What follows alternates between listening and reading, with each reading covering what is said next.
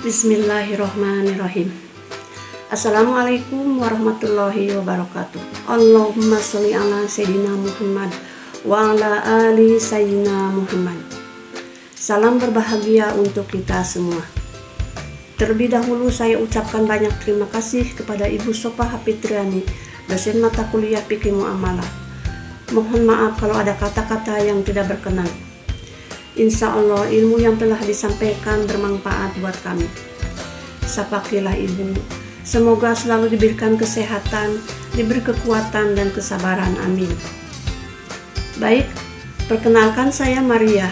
Di sini saya akan menyampaikan materi mengenai akad mudharabah. Pengertian al-mudharabah. Kata mudharabah berasal dari kata dab yang berarti memukul atau berjalan. Pengertian dari memukul atau berjalan di atas yang maksudnya adalah proses seseorang memukulkan kakinya dalam menjalankan usahanya. Pengertian mudharabah secara definisi adalah suatu bentuk perniagaan di mana pemilik modal atau sahibul mal menyetorkan modalnya kepada seorang pengusaha yang sering disebut dengan mudharib untuk diniagakan dengan keuntungan yang akan dibagi bersama sesuai dengan kesepakatan dari kedua belah pihak. Sedangkan terdapat kerugian akan ditanggung oleh pemilik modal jika disebabkan olehnya. Dan jika disebabkan oleh pengelola modal, maka pengelola modal yang harus menanggung kerugian tersebut. Sedangkan menurut istilah adalah al-muqaradah, al-qirad, dan al-mudharabah. Mudharabah bagi hasil atau akad tijarah. Menurut mayoritas fuqaha, yaitu akad antara dua pihak yang saling menanggung salah satu pihak menyerahkan hartanya kepada pihak lain untuk diperdagangkan dengan bagian yang telah ditentukan dari keuntungan seperti setengah atau sepertiga dengan syarat-syarat yang telah ditentukan. Menurut ulama Hanafiyah, yaitu akad perkongsian dalam hal keuntungan satu pihak sebagai pemilik harta dan pihak yang lain pemilik jasa. Menurut Kes adalah kerjasama antara pemilik dana atau penanam modal dan pengelola modal untuk melakukan usaha tertentu dengan pembagian keuntungan berdasarkan nisbah. Beberapa landasan menurut Al-Quran diantaranya yang artinya, wahai orang-orang yang beriman, penuhilah janji-janji. Hewan ternak yang dihalalkan bagimu kecuali yang akan disebutkan kepadamu, dengan tidak menghalalkan berburu ketika sedang berihram haji atau umroh. Sesungguhnya Allah menetapkan hukum sesuai dengan yang dikehendaki. Apabila telah ditunaikan sholat, maka bertebaranlah kamu di muka bumi dan carilah karunia Allah, dan ingatlah Allah banyak-banyak supaya kamu beruntung. Landasan Al-Quran lainnya yaitu, tidak ada dosa bagimu untuk mencari karunia rezeki hasil perniagaan dari Tuhanmu, maka apabila kamu telah bertolak dari Arafat, berzikirlah kepada Allah di Masjidil Haram, dan berzikirlah dengan menyebut nama Allah sebagaimana yang ditunjukkannya kepadamu, dan sesungguhnya kamu sebelum itu benar-benar termasuk orang-orang yang sesat. Selain itu ada juga landasan menurut hadis. 3 hal yang di dalamnya terdapat barokah adalah jual beli yang memberi tempo, peminjaman atau al-muqaradah, dan campuran gandum dengan tepung untuk dikonsumsi orang-orang rumah, bukan untuk dijual.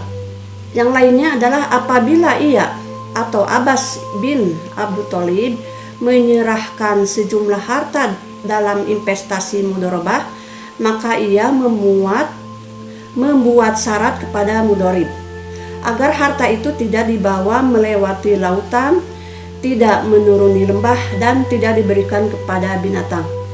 Jika mudharib melanggar, maka ia bertanggung jawab menanggung resiko. Demikian Rasulullah membenarkan. Prinsip mudharabah dalam fikih muamalah. 1. Keuntungan dibagi antara sahibul mal dan mudharib. 2. Kerugian, yaitu kerugian finansial milik sahibul mal, sedangkan kerugian waktu, tenaga, dan usaha bagi mudharib. Ketiga, kejelasan, yaitu keuntungan, syarat-syarat yang dikehendaki masing-masing pihak dan jangka waktu perjanjian disebutkan dengan jelas. Jenis mudharabah ada 2, yaitu mutlaqah, mudharabah yang tidak terikat. Kedua, muqayyadah, mudharabah muqayyadah. Mudharabah mutlaqah atau pernyataan modal tanpa syarat, yaitu 1. Jenis usaha, 2. Tempat dan waktu, 3. Pihak yang melakukan usaha. Mudharabah muqayyadah yaitu pernyataan modal dengan syarat, terdiri dari muqayyadah bil makan, muqayyadah bit takyin sak, muqayyadah bit takwid mudharabah. Mudharabah di perbankan yaitu diantaranya panding, nasabah sebagai sahibul mal yang menyalurkan dananya kepada pihak bank. Lalu ada financing, pembiayaan modal kerja atau investasi khusus mudharabah atau muqayyadah. Bank tidak ikut serta dalam manajemen perusahaan, tetapi berhak untuk melakukan pembinaan. Contoh kasus mudharabah. Contoh kasus mudharabah yaitu kasus perhitungannya dalam bank syariah.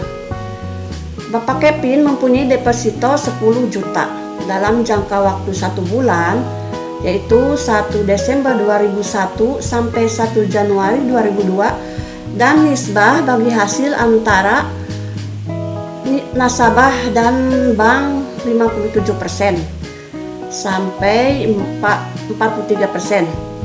Jika keuntungan bank yang diperoleh untuk deposito 1 bulan per 3 Desember 2001 adalah 20 juta dan rata-rata deposito jangka waktu 1 bulan adalah 950 juta, berapakah keuntungan yang harus diperoleh oleh Bapak Kevin?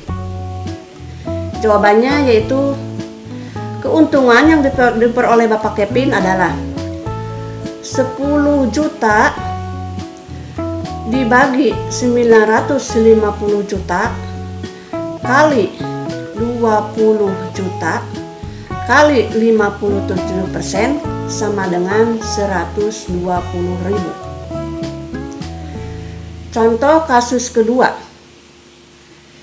perhitungan dalam bank konvensional, yaitu pada tanggal 1 Desember 2003 Bapak Rizal membuka deposito sebesar 10 juta. Jangka waktu 1 bulan dengan tingkat bunga 9%. Berapa bunga yang diperoleh Bapak Rizal pada saat jatuh tempo?